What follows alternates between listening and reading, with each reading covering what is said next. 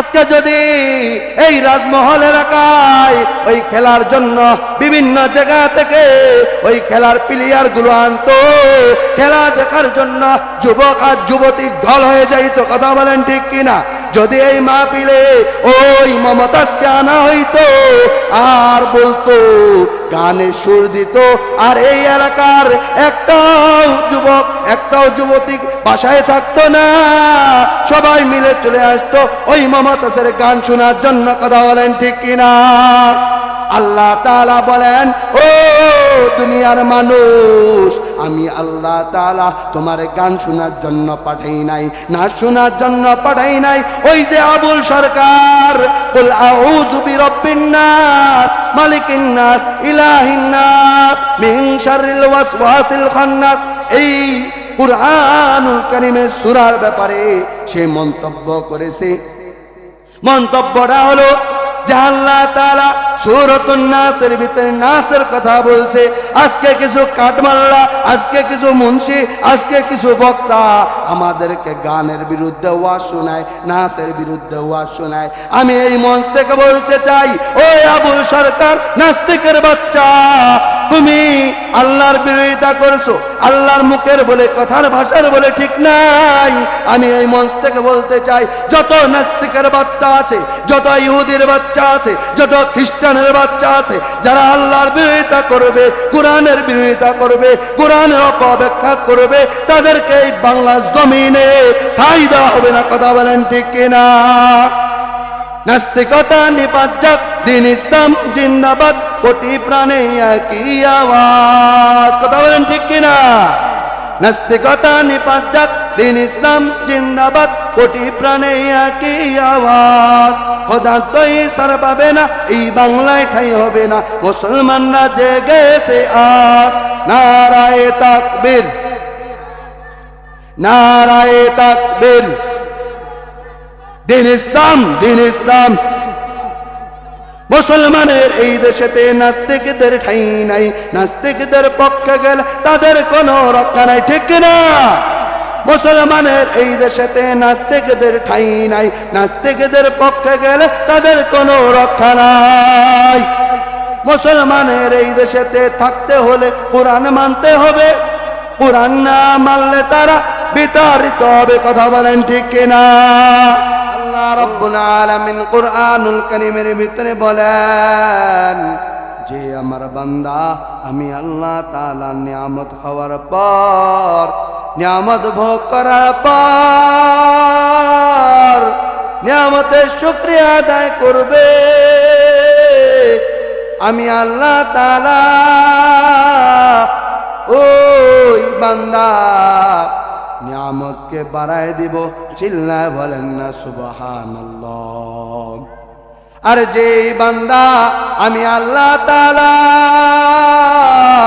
নিয়ামত খাওয়ার পর, নিয়ামত ভোগ করার পর আমি আল্লাহ তাআলার নিয়ামতের শুকরিয়া আদায় করবে না, আমি আল্লাহ তাআলা ওই বান্দার জন্য শক্ত আযাবের ব্যবস্থা করব, চিল্লায় বলেন না নাউজুবিল্লাহ। ও রাজমহল এলাকার মুসলমান ভাইরা রে আমার, দিলের কান লাগাইয়া কথাগুলো শুনো।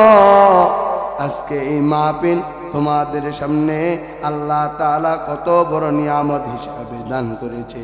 তোমরা যদি ইচ্ছা করো যে আগামী কাল ওই রাজমহল এলাকায় মাহফিল শুনতে যাব, যতই না চেষ্টা করো, কিন্তু তুমি মাহফিলে আসতে পারবা না। বলে এই মাহফিল শুধু আজকের জন্যই নির্ধারিত করা হয়েছে, কথা বলেন ঠিক কিনা? ও মুসলমান ভাইরা, দিলের কান লাগাইয়া কথাগুলো শুনো। আল্লাহ তাআলা বলেন, ফারিকুম ফিল জান্নাতি ওয়া ফারিকুম ফিস সাঈর। চিল্লা বলেন না আল্লাহু আকবার। আল্লাহ তাআলা বলেন, হে দুনিয়ার মানুষ, দিলের কান লাগাইয়া কথাগুলো শুনো। তোমাকে আমি আল্লাহ তাআলা দুইটা রাস্তা দান করলাম। এক নাম্বার রাস্তার নাম হলো জান্নাত। আমরা সবাইকে জান্নাতে যেতে চাই না? চাই না? আমরা সবাই যেতে চাই। একটা হলো জান্নাতের রাস্তা, আর একটা হলো অফারিকুম ফিস সাইর, ওটা হলো জাহান্নামের রাস্তা। যদি কোনো বান্দা আল্লাহর হুকুম এবং নবীর তরিকায় চলতে পারে, আল্লাহ তাআলা বলেন আমি আল্লাহ তাআলা তাকে দুনিয়ার ভিতরে শান্তি দান করব, আখিরাতের ভিতরে শান্তি দান করব। আর সবাই বলেন সুবহানাল্লাহ। আজকে মুসলমানের কোনো আওয়াজ পাওয়া যায় না, আজকে মুসলমানের কোনো ইমানের তরুতা দেখা যায় না, আজকে মুসলমানের ইমানের পাওয়ার দেখা যায় না। কথা বলেন ঠিক কিনা? আজকে যদি এই রাজমহল এলাকায় ওই খেলার জন্য বিভিন্ন জায়গা থেকে ওই খেলার প্লেয়ার গুলো আনতো, খেলা দেখার জন্য যুবক আর যুবতী ঢল হয়ে যাইতো। কথা বলেন ঠিক কিনা? যদি এই মাহফিলে ওই মমতাজকে আনা হইতো আর বলতো, গানের সুর দিত, আর এই এলাকার একটাও যুবক একটাও যুবতী বাসায় থাকতো না, সবাই মিলে চলে আসতো ওই মমতাজের গান শোনার জন্য। কথা বলেন ঠিক কিনা? আল্লাহ তাআলা বলেন, ও দুনিয়ার মানুষ, আমি আল্লাহ তাআলা তোমার গান শোনার জন্য পাঠাই নাই, না শোনার জন্য পাঠাই নাই। ওই যে আবুল সরকার, কুল আউযু বিরাব্বিন নাস মালিকিন নাস ইলাহিন নাস মিন শাররিল ওয়াসওয়াসিল খান্নাস, এই কুরআনুল কারীমের সূরার ব্যাপারে সে মন্তব্য করেছে। মন্তব্যটা হলো যে আল্লাহ তাআলা সূরাতুন নাসের ভিতরে নাসের কথা বলছে। আজকে কিছু কাঠমাল্লা, আজকে কিছু মুন্সি, আজকে কিছু বক্তা আমাদেরকে গানের বিরুদ্ধে ওয়াজ শোনায়, নাসের বিরুদ্ধে ওয়াজ শোনায়। আমি এই মঞ্চ থেকে বলতে চাই, ওই আবুল সরকার নাস্তিকের বাচ্চা, তুমি আল্লাহর বিরোধিতা করছো, আল্লাহর মুখের বলে কথার ভাষার বলে ঠিক নাই।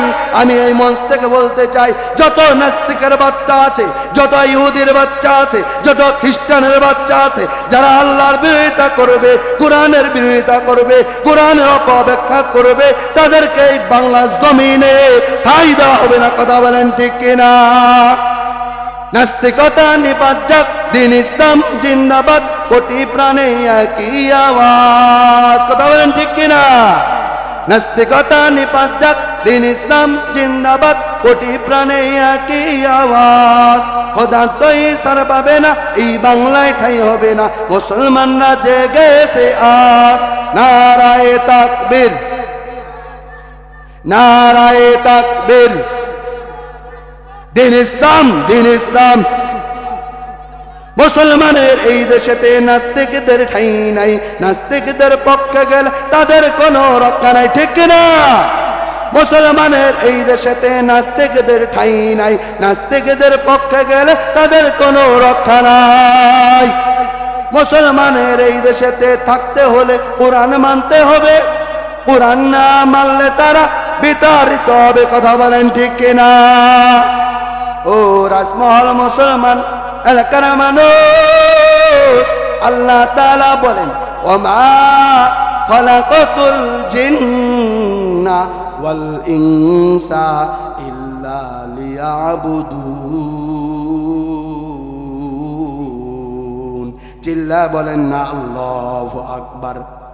আল্লাহ রাব্বুল আলামিন কোরআনুল কারীমের ভিতরে বলেন, আমি আল্লাহ তাআলা মানুষ এবং জিন জাতিকে সৃষ্টি করেছি একমাত্র আমার ইবাদত করার জন্য।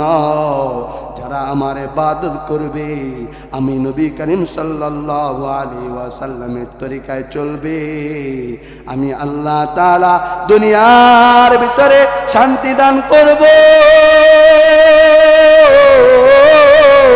এবং আখিরাতের ভিতরেও তাকে শান্তি দান করব। চিল্লায় বলেন না আল্লাহু আকবার। আমরা সবাই শান্তি চাই না? নাই? আমরা সবাই শান্তি চাই না? বলে শান্তির জন্য বাবা সকালে উঠে ফজরের নামাজ পড়ে না, না পড়া কাজের জন্য ব্যস্ত হয়ে যায়। বলে কেন? আমার সন্তানদেরকে লেখাপড়া করাইতে হবে, আমার সন্তানদেরকে একটু ভালো মন্দ খাওয়াইতে হবে। একজন ভার্সিটিতে এক রিস্কাওয়ালা তার ছেলেকে পড়ায়, তো ওই ছেলেকে পড়ায় তো ঠিক আছে, একদিন পড়তে পড়তে হঠাৎ করে বলতে, বাবা আমার এই কলেজের ভিতরে আমি পড়ি, সবারই এই অ্যান্ড্রয়েড মোবাইল আছে, আমার মোবাইল নেই, তুমি আমার একটা মোবাইল কিনা দাও, তাহলে আমার পড়ালেখা করার জন্য সুযোগ হয়ে যাবে, ভালো হয়ে যাবে। যখন এ কথা বললাম, বাবা রিক্সা চালায়, টাকা নাই, কিন্তু ওই বাবা